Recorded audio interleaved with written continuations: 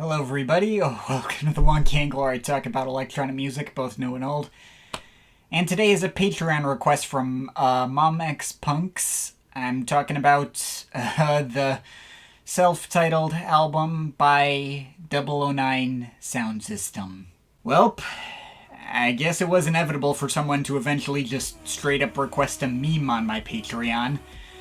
009 Sound System is the alias for one Alexander Pearls, best known for making music that was marked as Creative Commons on YouTube, and ending up as stock music and on those really old videos from like 10 years ago that have people using like unregistered Hypercam 2 on their Windows XP desktops and using freaking Notepad to introduce themselves instead of an actual mic. Chances are you've heard his track Dreamscape before, if nothing else. It was the stock soundtrack on so many old videos, apparently because, like, if you wanted to search Creative Commons music back in the day, it would show up, like, alphabetically by artist. And, of course, he was the first result that would come up, leading to that track getting a reputation as being called the YouTube National Anthem. Dreamscape is such a ubiquitous track from the early YouTube days that it's kinda difficult to take seriously now. It's in the same tier as Darude Sandstorm. Like, heavily nostalgic for many, but my own memories of it are mainly just associated with, like, garbage tier ironic meme videos making fun of little kids who are only able to make videos using the cheapest and crappiest software and equipment. And it's kind of annoying as a result. I mean, it's less annoying than Sandstorm having that whole 5-6 year period where it would show up in literally any YouTube comment asking to identify a song, but I'm not gonna act like I was particularly excited to get to this one. I will say, though, I did look more into who Alexander Pearls was, and he does have a more interesting background than I expected. Sure, he is probably best known for making stock YouTube soundtrack music through this alias, as well as the name Aalborg Soundtracks, and he kind of disappears off the map music-wise after, like, 2012-ish. But through much of the mid-later 2000s, he was also a songwriter for a bunch of trance artists. He's behind a bunch of my favorite tracks by ATB, including The Autumn Leaves, Could You Believe, and freaking Justify, the latter being the track that originally got me into trance music in the first place. Did not see that coming. He also has writing credits on a bunch of tracks from Paul Van Dyk's In Between, that's cool, as well as David Guetta's Joan of Arc, which is one of the worst dance pop tracks I've ever heard. Well, that kind of cancels out having written Justify. So I guess I wasn't really going into this with any strong expectations one way or the other. Given Dreamscape's reputation, I wasn't really going in expecting some kind of trance masterpiece, but I kind of just jumped in anyway, and as it turns out, this is like one of the blandest EDM albums ever made this side of Calvin Harris's 18 Months and Tiesto's A Town Called Paradise. Well, I mean, EDM culture as we know it hadn't really sprung up yet at this point. Like, this was still pre-Scary Monsters and Ice Sprites and before EDM became a household term. Like, back then this would have just been trance music.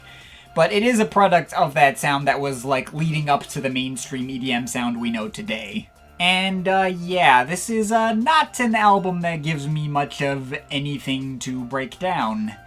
There is just so little here. Like, you got super plain 4-on-the-floor beats at the same 120 BPM tempo the whole time. Super plain buzzing synth bass and side-chaining synth voice pads. A few brighter melodic textures and some occasional choir sounds for a bit of spaciousness, but that's pretty much the only trick it has up its sleeve in order to create any sense of space. And it's not going for minimalism either, given how nearly every track is covered in lots of guitars, both acoustic and electric. It's just the most standard late 2000s mix of EDM and trance sounds you've ever heard. It's not super flat sounding, at least most of it isn't. Like, there are a few tracks like Born to Be Wasted which do not sound particularly well balanced. But there's absolutely nothing about this stuff that stands out.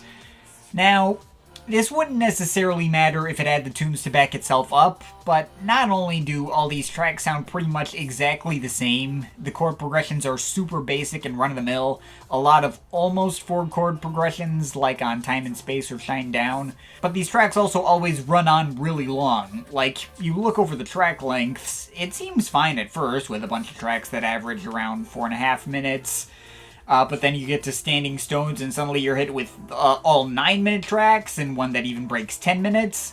And yeah, of course, trance music can all run on long. If, for instance, I saw these track lengths out of, say, a new Infected Mushroom album, I wouldn't blink at it.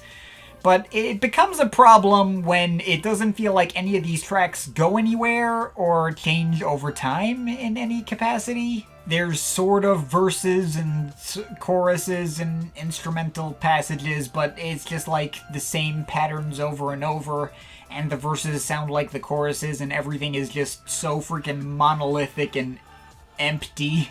There is practically nothing to this album at all, like musically or instrumentally or anything. You start in one place, and 70 minutes later, you're in the same place. There's no journey. You stood still in a place for 70 minutes. Which means really the only thing to pay attention to is Pearls himself. And yes, he does provide his own vocals on every track. He's typically pretty buried in the mix and has pretty much no presence behind his voice. Like, he sounded to me like a watered down and more synthetic sounding version of the guy from Smash Mouth. You can pretty easily tune him out, but that also leaves the lyrics, which is the one solitary point of interest with this album. I mean, you wouldn't think an album like this would have interesting lyrics. I mean, it's not like this genre is known for its well-crafted poetry or anything. And I'm not going to say these lyrics are that interesting either, but they are notable for one thing, because I was not expecting this album's lyrics to be so, Christian. More than half of these tracks basically have contemporary Christian lyrics about God's love and talking about Jesus and him coming down from the cross and other basic biblical references and that kind of thing. I don't know why I didn't see that coming, given titles like Holy Ghost, With a Spirit, Trinity, Speak to Angels, and Shine Down. But yeah, it is a really prevalent theme all over the place. Even on tracks where you wouldn't necessarily expect it, like how Killer with 1,000 Faces is actually an allusion to the devil and how he's fighting his inner demons or something like that. Now, the overtly religious angle to this album did set off a lot of red flags listening to this in 2021. But after reading over all the lyrics, well, it may be relentlessly positive and celebratory, but I guess it's not the most annoying depiction of religion in music I've ever heard. Like, it doesn't say anything about sinners or have a overly judgmental or self-righteous tone. There are lots of tracks about how you can do anything you want in life, and even a few references to how Pearls apparently really likes smoking weed and how that apparently brings him closer to God. I mean, the lyrics are not high effort, still a few steps away from that one South Park bit. But I guess I'll still take it over some secret tirade about how homosexuality is sin or whatever crappy reactionary sloganeering the people who wear their Christianity on their sleeves seem to rally around these days. I guess that's kind of the weird thing about this album. Listening to it, there was nothing that came to mind to say about it that I actually liked, but I wasn't pissed off while listening to it either. There was nothing about it that, really got under my skin, and while it was definitely too long, it wasn't the most exhausting listen I've ever had. It's just that, breaking it down and analyzing it yields no results. It is just an album that exists, and its total lack of any sort of substance almost defies reviewing entirely. The only value I can really glean from it is that it will do great for those with nostalgia for the early days of YouTube. Those who were there to see the era of these tracks being used as stock music for a million crappy tutorials and gaming videos. I mean, it's been over a decade since this project came out. This stuff is definitely old enough to have that kind of nostalgic value, which might be why Dreamscape and With a Spirit were easily the two tracks on here that worked the best for me. They were the ones that I actually knew prior to researching this video. And even if I only ever knew those tracks because people use them ironically for the memes, I mean, they do still take me back to a simpler time, and I can absolutely see the appeal on that level if nothing else. Just, you know, not sure why I'd need this for that effect when I can put on ATB's No Silence instead and get tracks with astronomically better hooks, astronomically better production, and tracks with so much better defined identity apart from each other and way stronger personal nostalgia for every track. I mean, for those who did hear 009 Sound System all the time back then, I'm sure it'll continue to hold a place in those people's hearts forever.